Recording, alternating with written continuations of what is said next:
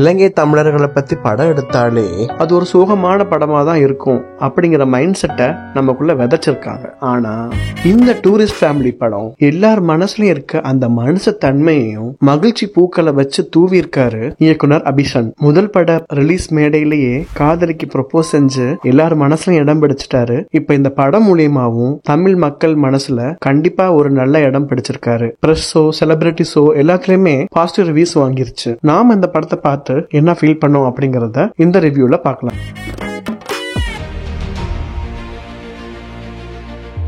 பொருளாதார நெருக்கடியில இருக்கிற சசிகுமாரோட குடும்பம் இலங்கையில இருந்து ராமேஸ்வரம் வழியா திருடுத்தனமா தமிழ்நாட்டுக்கு வந்துடுறாங்க. இங்க வந்து இயல்பான வாழ்க்கையை வாழ்ந்துட்டு இருந்த அவங்க ஒரு சம்பவத்துல மாட்டிக்கிறாங்க. அந்த சம்பவத்துக்கும் இவங்களுக்கும் என்ன சம்பந்தம், அதுல இருந்து தப்பிச்சாங்களா, அவங்களுக்கு எதுவுமே ஆயிடக்கூடாது அப்படின்னு நம்மள படத்தோட ஒன்றி ஃபீல் பண்ண வச்சு கதைக்குள்ள கட்டி போட்டு இந்த படத்தினால ஜெயிச்சிருக்காங்கன்னு தான் சொல்லணும். சசிகுமாரோட இந்த இன்னிங்ஸ் இன்னும் ஆழமாவும் ஆத்மார்த்தமாவும் இருக்கு. அயோத்தி படத்துக்கு அப்புறமேலு மனுஷ தன்மைய நிலநாட்டுற மாதிரி ஒரு கதைய தேர்வு செஞ்சு நடிச்சிருக்காரு. கொஞ்ச நாளா சிம்ரனுக்கு நிறைய பட வாய்ப்புகள் இருந்தாலும் இந்த படத்துல அவங்களோட பெர்ஃபார்மன்ஸ் அட்டகாசமா இருக்கு. மகன்களா நடிச்சிருக்க மித்துஞ்சய், கமலேஷ் ரெண்டு பேருமே வேற லெவல்ல நடிச்சிருக்காங்க. அதிலும் இந்த படத்தோட மெயின் யூஎஸ்பி யாருன்னா அந்த குட்டி பையன் கமலேஷ் தான். அதகலப்படுத்திருக்காங்க. ஒட்டுமொத்த தியேட்டரும் அப்பப்ப சிரிக்கிறாங்க அப்படின்னா இந்த பையனோட அழகான நடிப்பு தான் மெயின் காரணம். கடைசி வரைக்கும் படத்துல இருக்க என்டர்டைன்மெண்ட்டை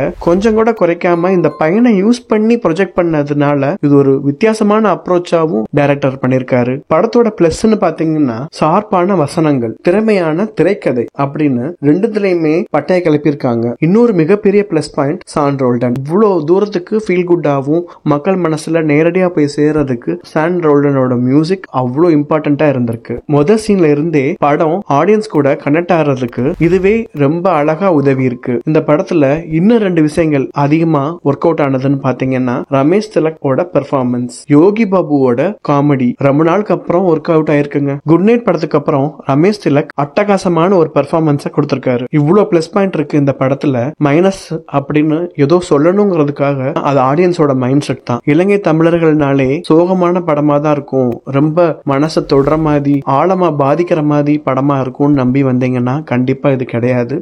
இந்த படம் முழுக்க feel good movie. Take it light மொமெண்டா. கண்டிப்பா இமோஷனல் சீன்ஸும் ஒர்க் அவுட் ஆயிருக்கு, காமெடி சீன்ஸும் ஒர்க் அவுட் ஆயிருக்கு. ரெண்டுமே பேலன்ஸ் பண்ணி இந்த படத்தை எடுத்திருக்காங்க. ட்ரெய்லர்ல கொஞ்சம் சீரியஸா காமிச்சிட்டு படம் முழுக்க கொஞ்சம் ஃபன்னா கொண்டு போறதுக்கு தான் ட்ரை பண்ணிருக்காங்க. அந்த விதத்துல பாத்தீங்க அப்படின்னா இது கண்டிப்பா ஒரு ஃபீல் குட் ஆன குடும்பங்கள் கொண்டாடும் வெற்றியாக தான் இருக்க போகுது. இந்த மாதிரி அழகான ஒரு படத்தை ஆதரிச்சாதான் இதே மாதிரி நல்ல படங்கள் தமிழ்ல வரும். மீண்டும் ஒரு நல்ல விமர்சனத்தில் சந்திக்கிறேன். நன்றி.